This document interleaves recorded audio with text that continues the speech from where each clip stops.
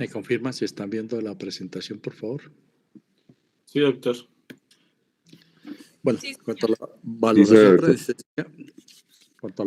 doctor. preanestésica, nosotros pues con ella buscamos varios objetivos, principalmente pues poder conocer al paciente, saber qué tiene, poderle explicar qué cirugía le van a hacer, conocer qué medicamentos toma que puedan interactuar con los medicamentos que nosotros usamos. Y por último, pues obtener el permiso del paciente para realizar el procedimiento quirúrgico. Entonces, básicamente este es el concepto de una valoración preanestésica, que es una atención pues realizada por un médico especialista y con la cual se buscan estos objetivos. Primero, disminuir la morbilidad del paciente, ya les digo, conociendo qué tiene, sabiendo qué procedimiento se le va a hacer, sabiendo qué medicamentos toma, podemos tomar diferentes conductas para evitar causarle daño al paciente. El brindar una anestesia o una atención integral con bastante calidad, ojalá que nos podamos disminuir costos. Si vamos a definir una anestesia raquídea, una anestesia general, podemos hablar con el paciente para que sea una raquilla que sale más económica siempre y cuando se pueda. Que el paciente pues que vaya, cuando vuelva a su hogar, cuando vuelva a su entorno, retorne como tal cual llegó. No vamos a llevar a un paciente que le vamos a dar anestesia, que la cirugía salió muy bonita y todo, pero lo vamos a entregar con daño cerebral, con psicosis, con alucinaciones, con delirio, con trastorno del conocimiento. Entonces, es muy importante saber qué paciente tenemos para poder optimizar y garantizar que vuelva con todo tal funcionando como llegó. Buscamos también información de las condiciones del paciente. Buscamos qué plan anestésico vamos a tener, no solo un plan A, también tenemos que tener un plan B por si falla el primero. Tenemos que tener varias opciones, pero vamos a definirnos por una sola, teniendo las otras como recurso por si acaso las llegamos a necesitar. Como les dije, tener el consentimiento informado y por último, explicarle bien al paciente qué es lo que le vamos a hacer, porque muchos llegan con susto, que han oído, que el vecino le ha contado, que la amiga le ha contado, que la anestesia raquídea, que duele mucho, que va a quedar paralítico, que no sé qué. Entonces a veces las personas, falta de educación para que puedan entender qué es lo que uno les va a hacer y qué es lo mejor para ellos.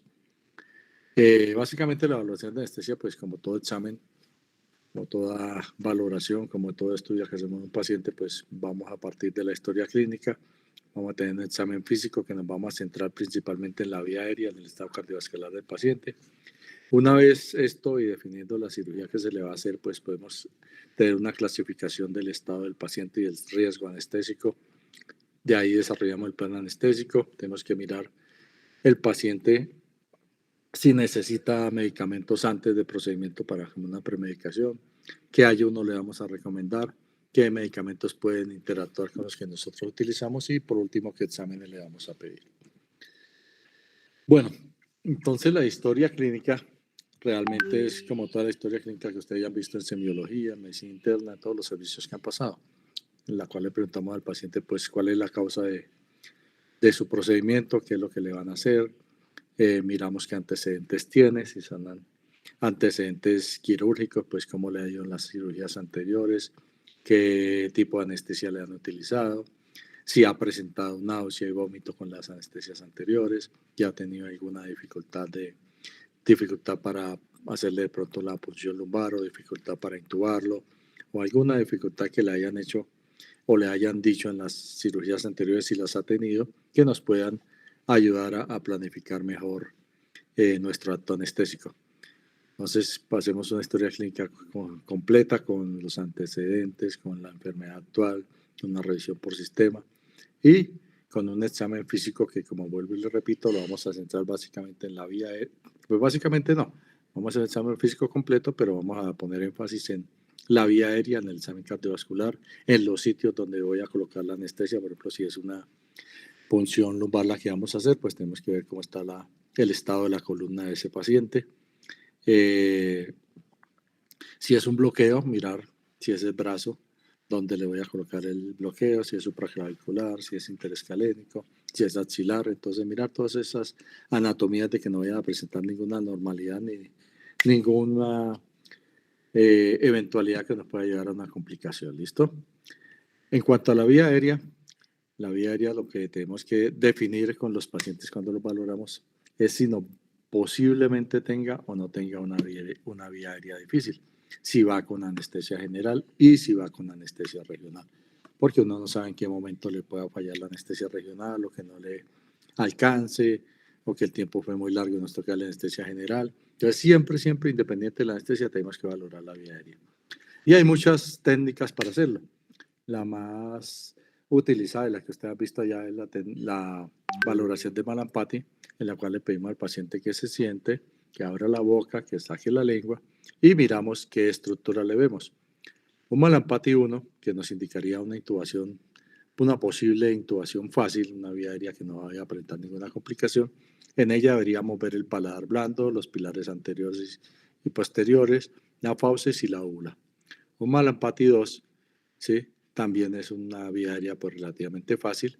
Ahí veríamos el paladar blando, la fauces y la úvula. Un Mallampati 3 ya empezamos con una vía aérea que puede ser difícil, ¿sí? En el Mallampati 3 veríamos solo el paladar blando y la base de la úvula.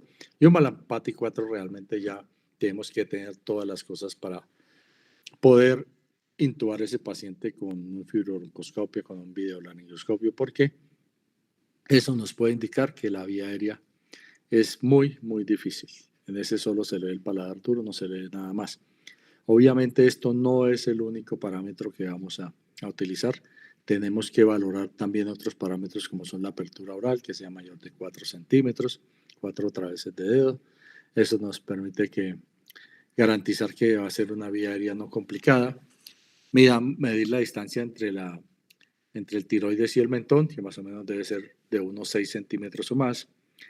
Ver qué tanto mueve el cuello el paciente, qué tanto lo extiende, qué tanto lo fleja, ver el diámetro del cuello, ¿sí? Los pacientes con diámetros cervicales mayores de 40 centímetros, o sea, los gorditos, pueden ser una vía aérea difícil. La articulación temporomandibular, le pedimos que abra y cierre la boca y miramos la ATM, que no se vaya a trabar, que abra bien, que no tenga dolor que le limite la apertura oral. Hay una prueba que es pedirle al paciente que la mandíbula, que saque los dientes inferiores y los ponga sobre el labio superior, ¿sí? Entonces, si lo puede hacer fácilmente, si al poner los dientes sobre el labio superior tapa todo el labio, es un paciente que posiblemente sea una vía aérea fácil. Si no puede pasar los dientes a taparse el labio superior, puede ser una vía aérea difícil. ¿Listo?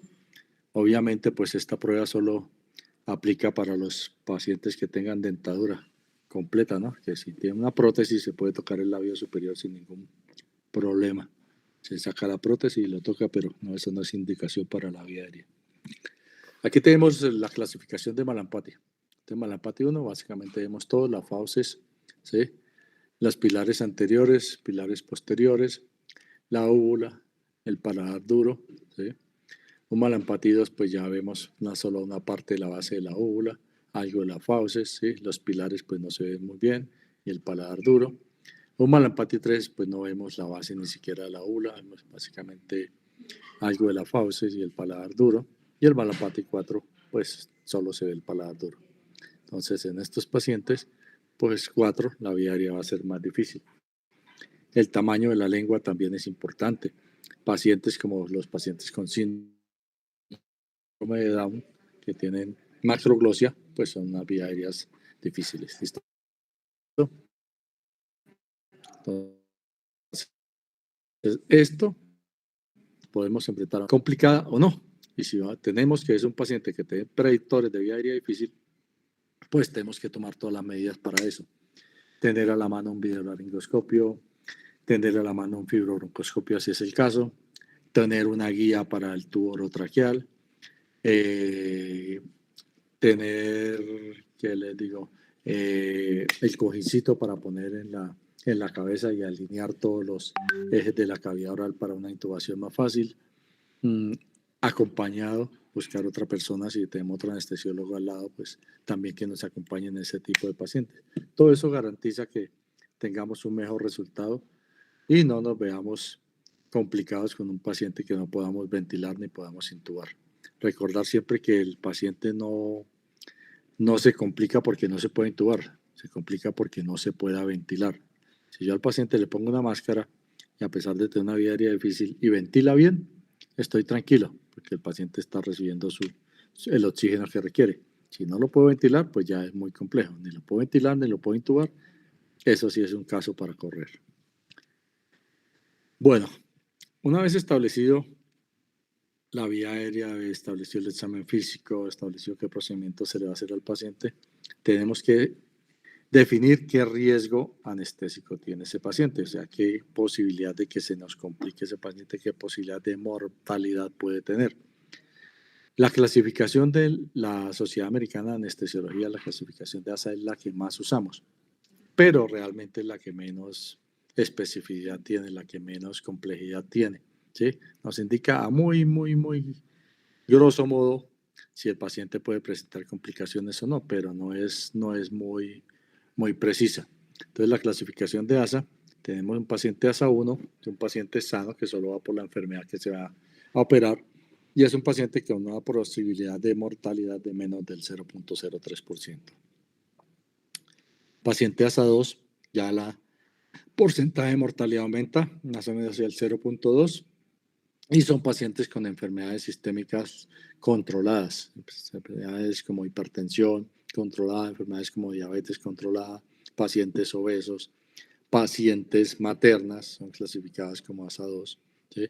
Entonces estos pacientes, pues básicamente sus enfermedades están, pues, manejadas con medicación, no están controladas con alguna otra cosa, pero no lo están comprometiendo sistémicamente, ¿sí?, al paciente. El Malampati, la clasificación de ASA3, perdón, son pacientes con enfermedades sistémicas que lo limitan, ¿sí? Entonces, un paciente con una hipertensión no controlada, con una diabetes descontrolada, hipotiroidismo descontrolado, o pacientes que tengan dos o más patologías. O sea, un paciente hipertenso diabético es un paciente ASA3, ¿sí? Y más si tiene una de esas enfermedades que no esté adecuadamente manejada.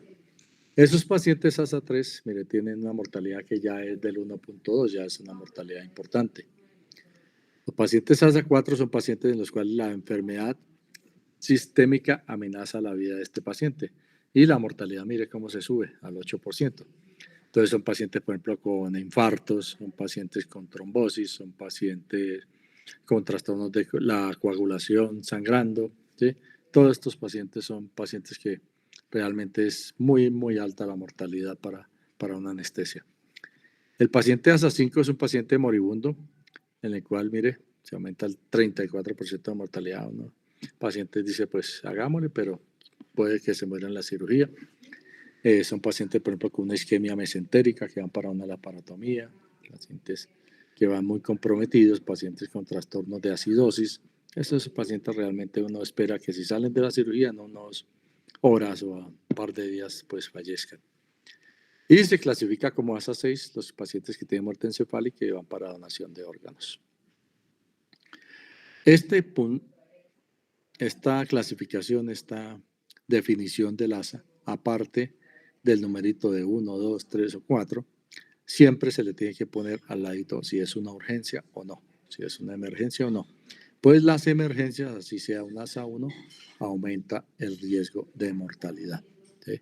Porque uno no viene preparado, el paciente no sabe uno qué tiene, el paciente no puede haber valorado uno previamente cómo lo puede optimizar para que le vaya bien la cirugía, ¿sí? Entonces, si es una urgencia, si sea un paciente 1, la mortalidad se puede aumentar en ese tipo de casos.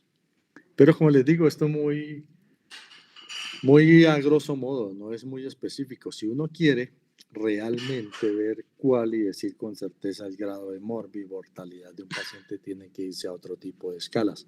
Otro tipo de escalas que aparte de la condición física del paciente valoran los paraclínicos, valoran el tipo de cirugía que se le va a hacer, valora el sangrado que va a hacer en la cirugía, ¿sí? Y tenemos estos tipos de escalas que se consiguen en cualquier aplicación, se consiguen en cualquier sitio de estos de fórmulas y las puede realizar uno fácilmente. Tenemos la escala de Nila-Possum. En ella pues nos va a dar mucho más específico mi mortalidad, pero ahí tenemos que tener cuadro hemático, tenemos que tener electrolitos, tenemos que tener función renal, tenemos que tener el tipo de cirugía que se le va a hacer, antecedentes del paciente, si tiene alguna cardiopatía, si la enfermedad que se le va a hacer es por cáncer, si va a ser en un solo sitio o en más de un sitio de la cirugía. Entonces, todo eso nos da un porcentaje específico. Le puedo decir ya a la familia, al paciente, usted tiene un 40% de probabilidad de mortalidad y un 30% de morbilidad, ¿sí? Digámoslo así. Entonces, esas escalas son más certeras, más precisas y se utilizan para pacientes pues, de cirugías de riesgo. La escala de Goldman, el índice de Lee, que es una escala de riesgo cardiovascular, también es bastante utilizada. Y la escala según el riesgo de cirugía, ¿sí?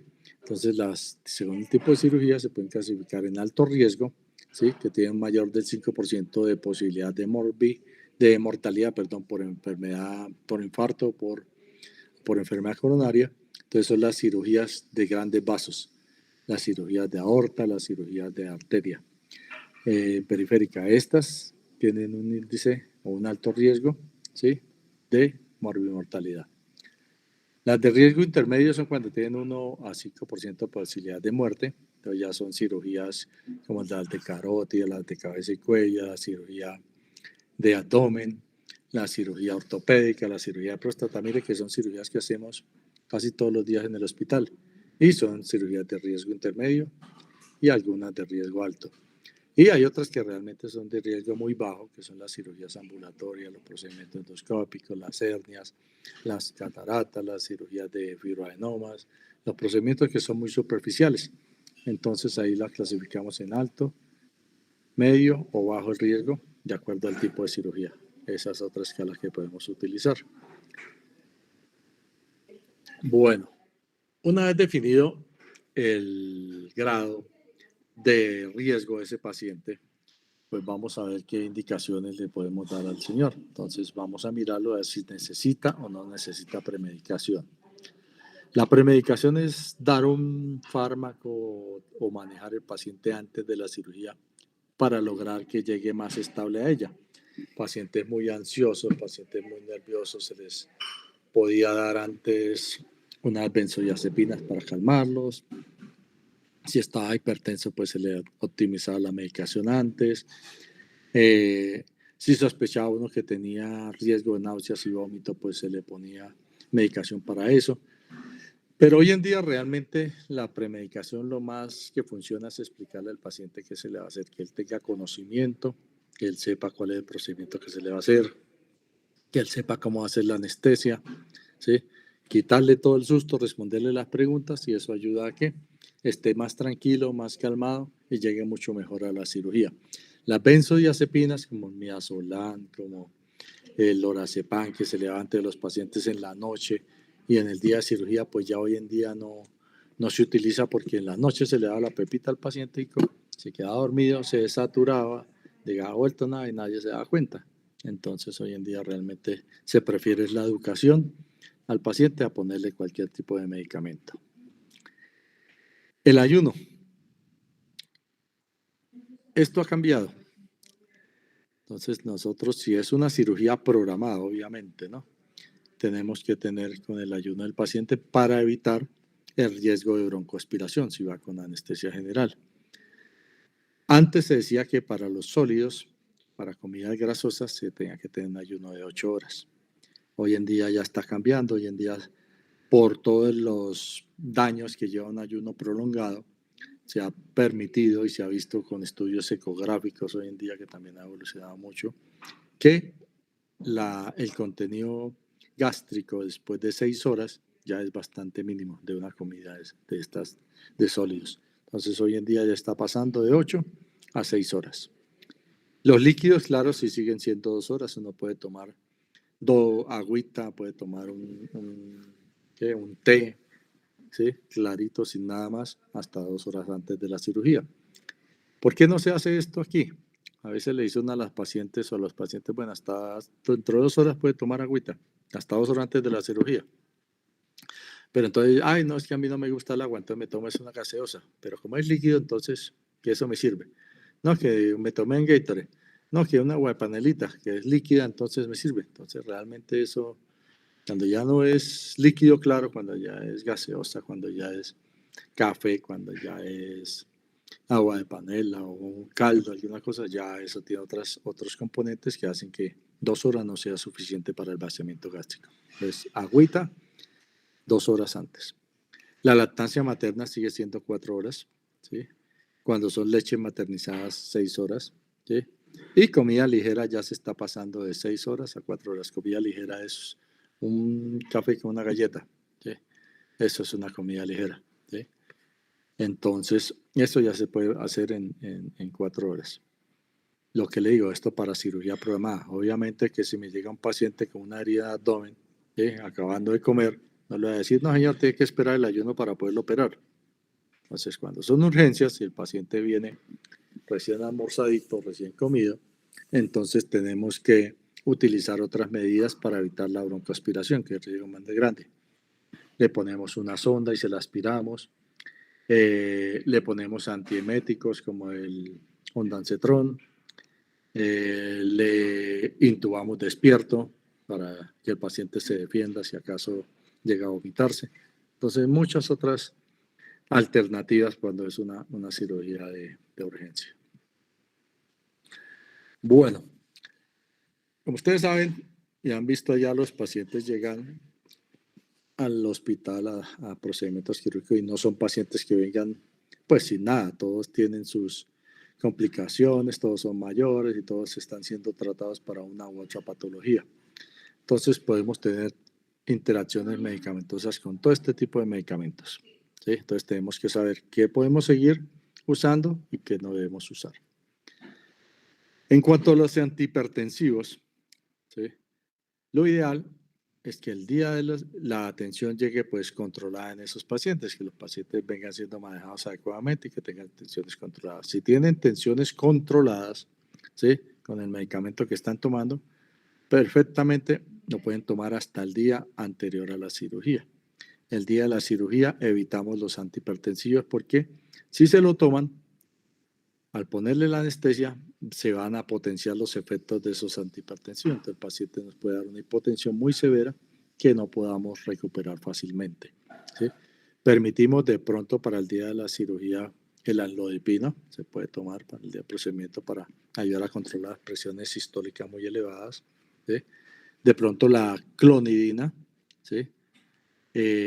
Cuando se utilizan para la parte cardiovascular, como los beta bloqueadores y el metoprolol, eso sí lo tenemos que utilizar. Cuando la indicación es por de esos fármacos cardiovasculares, sea por arritmias, lo podemos tomar, ¿sí? Pero en general los antihipertensivos, si el paciente está controlado, hasta el día anterior a la cirugía. Si el paciente llega con la tensión alta para cirugía programada, lo mejor es postergar el procedimiento hasta que no se controle la tensión arterial.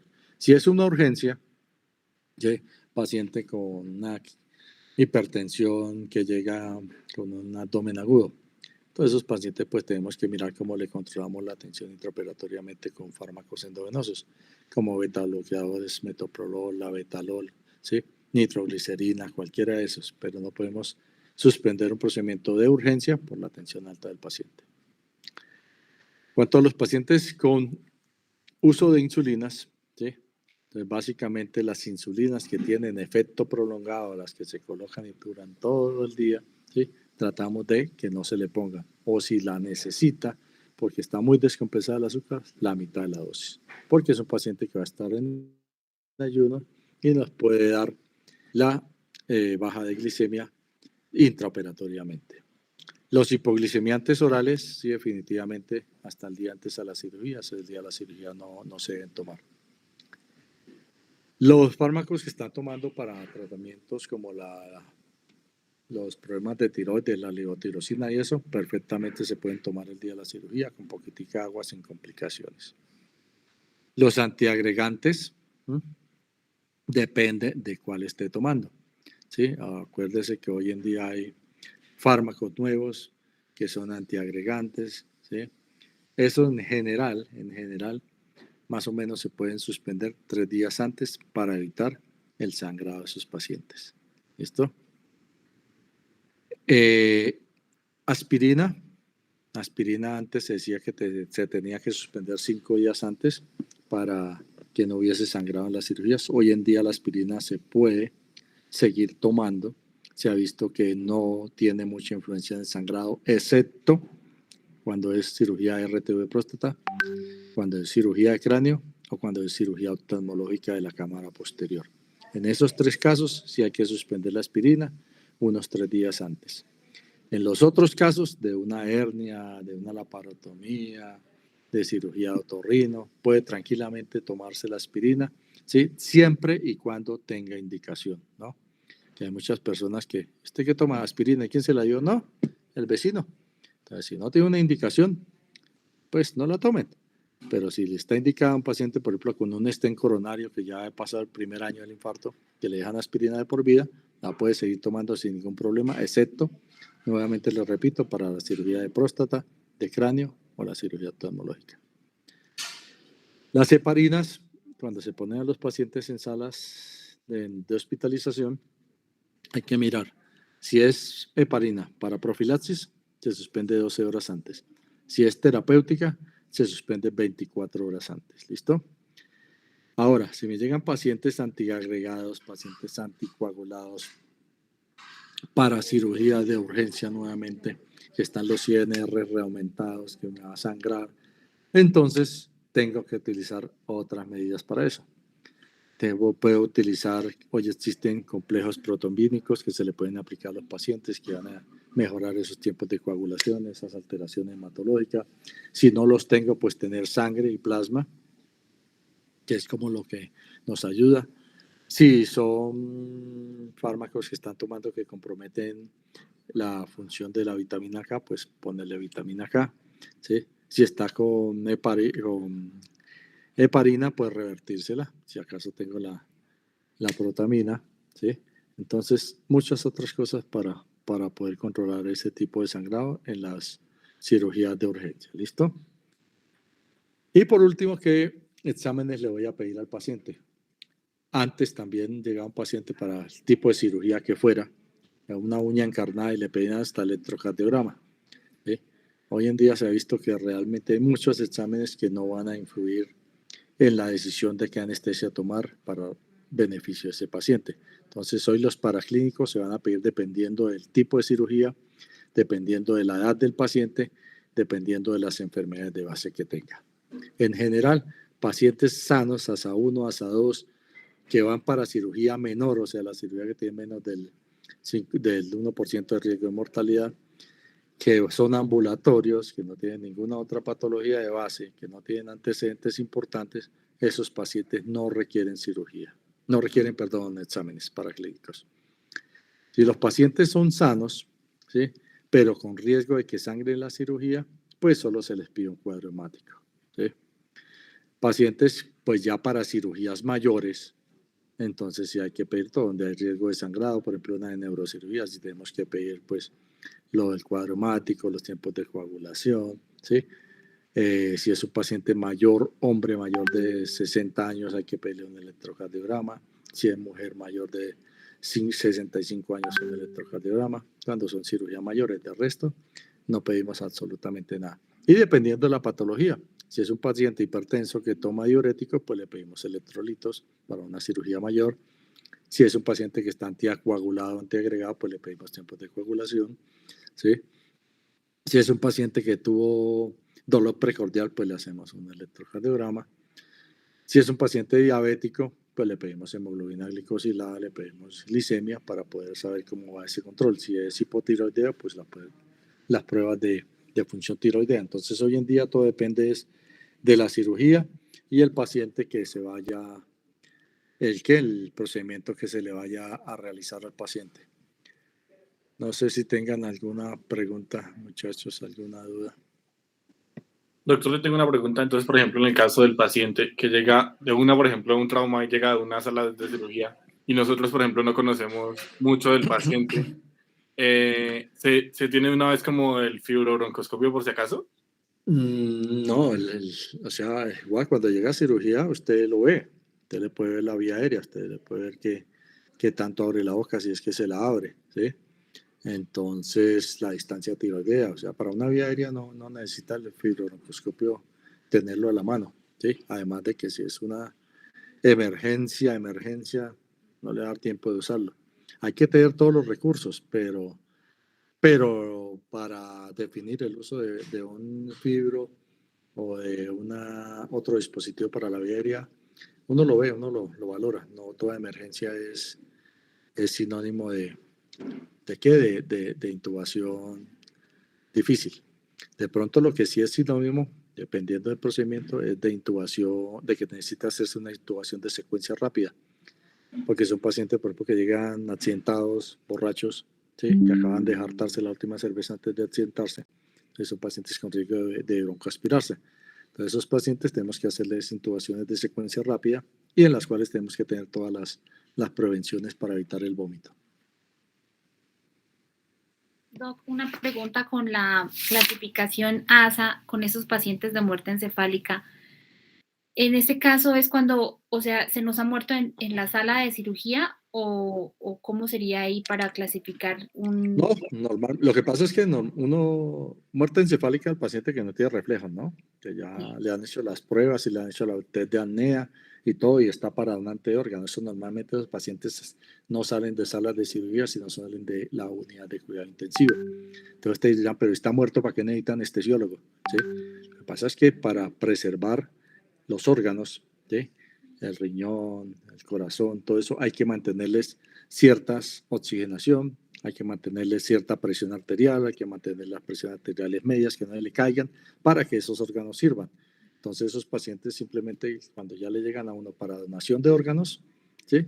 Les pone dentro de eso el récord que uno hace hasta 5, que es la clasificación para ese tipo de pacientes. Pero esos salen normalmente son de unidades de cuidado intensivo. De cirugía no es que se le murió y enseguida para donar. Ah, listo. Ah, gracias, Doc. ¿Listo? Bueno, muchachos, no sé si Doctor, ustedes tenemos quieran... una Dime. preguntita. En cuanto ya. al ayuno para los niños, ¿A la qué? en cuanto al ayuno para los niños, o sea, pues Sí. para la anestesia, es que había leído que de pronto en los niños se manejaba un menor tiempo de ayuno que porque se habían visto en estudios que mejoraba la ansiedad, entonces ¿hasta cuánto tiempo podríamos admitir? Por eso, para los niños depende. O sea, niños lactantes o niños. En los niños, o sea, no lactantes, sino ya niños más grandes. No, los niños normalmente 6 horas se les da ayuno. Entre 4 y 6 horas depende de lo que coma. ¿Listo? Pero sí, lo que tú dices, para evitarle la ansiedad y eso, se dejan, por ejemplo, los líquidos claros. Lo que pasa es que a los niños no les gusta tomarse el tecito, así solito. Entonces, pero si ellos lo pudieran, hicieran y tomaran el agua, tomaran solo el té, eso hasta 2 horas. De resto, 4 horas es suficiente, 6 horas es suficiente entre 4 y 6 horas para el procedimiento quirúrgico. Listo, gracias. ¿Alguna otra duda, muchachos? Bueno, no sé, son las 8:10. ¿Dejamos ahí o revisamos el otro? ¿O lo dejamos para la otra semana el otro? Igual tenemos hasta el 22, ¿es que tenemos? Sí, doctora, hasta el 22. Sí. Bueno, entonces dejemos ahí el miércoles. ¿Ustedes pueden el miércoles?